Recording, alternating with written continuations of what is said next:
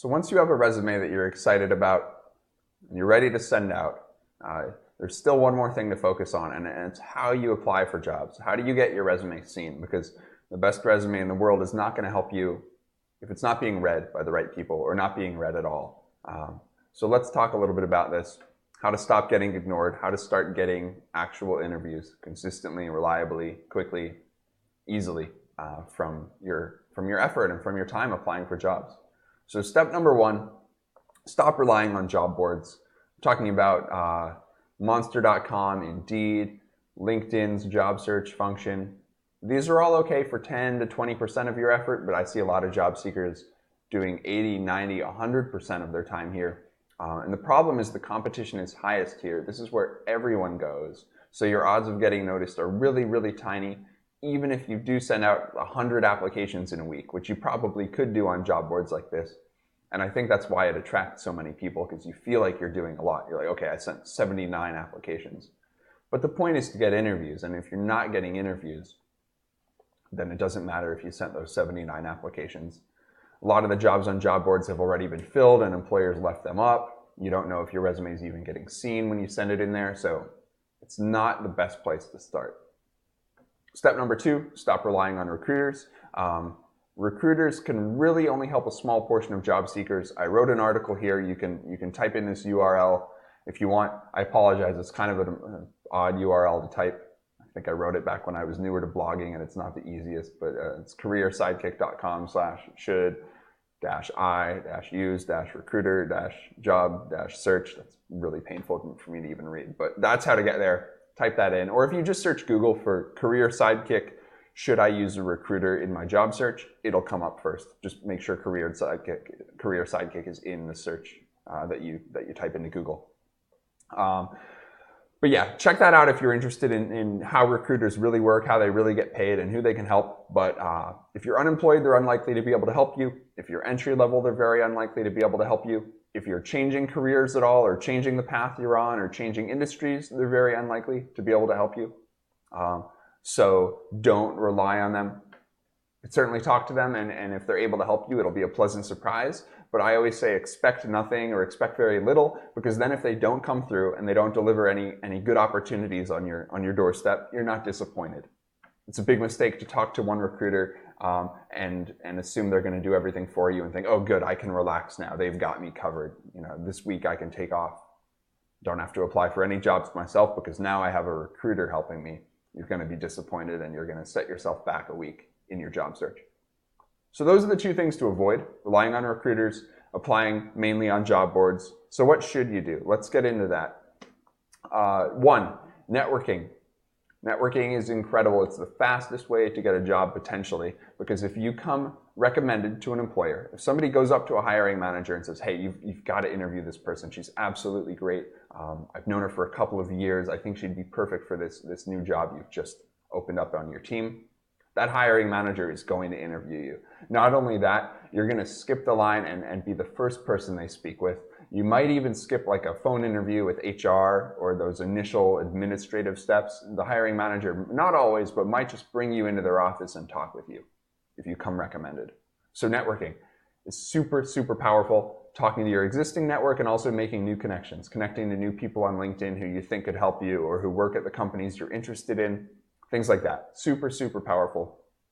Number two, researching companies that interest you and applying directly on their website or emailing a hiring manager if you're able to find their name, connecting with the hiring manager on LinkedIn. That's kind of networking though. These areas merge, but even if you're just applying on the company's website, like on their careers page through their form on their website, that's a lot better than job boards usually. Let's talk a bit more about these two things. So networking, I already explained, it has the potential to be the fastest, easiest, most pain-free way to find a high-paying, awesome job. It can be done even if you have no existing network. You can still do outreach on LinkedIn, make new contacts, and start building it.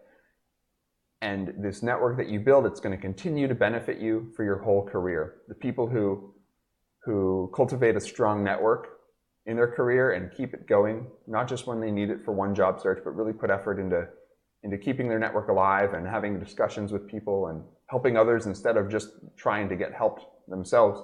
they have the easiest job searches, and eventually they don't have to apply for any jobs like quote unquote cold. They just talk to their network and say, hey, who do you know that's hiring? And that's their whole job search now. So it's going to benefit you for your whole career. Every time you go back on the job market, you're going to hear about the better opportunities, the highest paying jobs, and you'll be able to get in there really quickly for an interview without any of the painful process of applying for jobs online. However, if you're not at that point yet, like I said, applying directly is also highly effective. Your application is more likely to be seen. It's often faster and easier as well, just as far as like submitting your information. A lot of company websites these days, especially modern companies like technology companies and whatnot, are pretty easy to apply to on their website. So to do this, you want to find companies that interest you.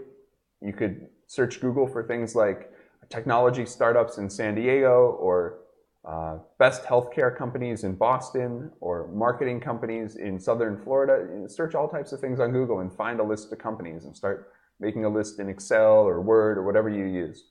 And then you can apply on the company websites. You can email the hiring manager or department head or VP if you're able to find out their name and email.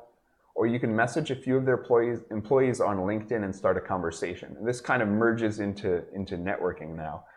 So I personally like to find people in the industry I'm interested in, or who work at employers I'm interested in, or used to work at employers I'm interested in. And you can search all of this on LinkedIn with the advanced search tools.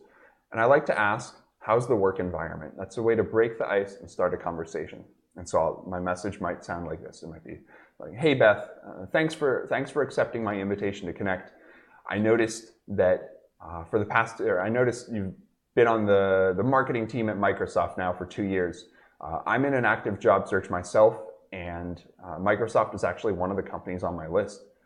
How have you found the work environment since joining? I've read some good reviews online, but I always like to ask somebody firsthand what it's like to work in an organization. Is there anything you can share? And then that's your message. So really short like that. And it's just a really non-threatening way to break the ice with somebody. You're not asking, hey, can you get me a job? Can you introduce me to a hiring manager? If you do that, they're not going to help you. You're asking for too much up front. But this is a really casual way to start a discussion, and then maybe after a few back and forth messages, they will be willing to introduce you to the hiring manager. They might even offer without you asking. If you just sound really appreciative of what they say, thank them, ask a follow-up question, and really build a quick relationship over 1 or 2 days, and maybe 4 or 5 messages in total before asking for anything big. If you want more help with all of this, I teach absolutely all of this in my new course. You can see it at careersidekick.com/course. It is 50% off right now as we speak. I don't know how long that'll last, but at the time of recording this video, it's slashed 50% off of the list price. If you have questions about any of this, you can email me as well. It's byron@careersidekick.com.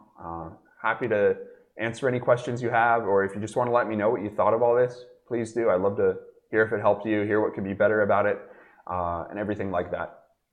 As far as what I do cover in the course, if you're curious, it's everything you need to know about resume writing, as well as cover letters and LinkedIn, both how to write an awesome LinkedIn profile that wins you interviews, but also how to actually network on LinkedIn and make contacts on LinkedIn. But then everything through your job interviews, what to do when you get job interviews to prepare and make sure you turn them into job offers, how to finish the process to take those job offers and find the new job that you want to start, and sign the paperwork and get going and end your job search so you can stop applying for jobs, stop worrying about all this, and get back to life, get back to doing whatever you enjoy and being in a job that you actually like and that you're excited about.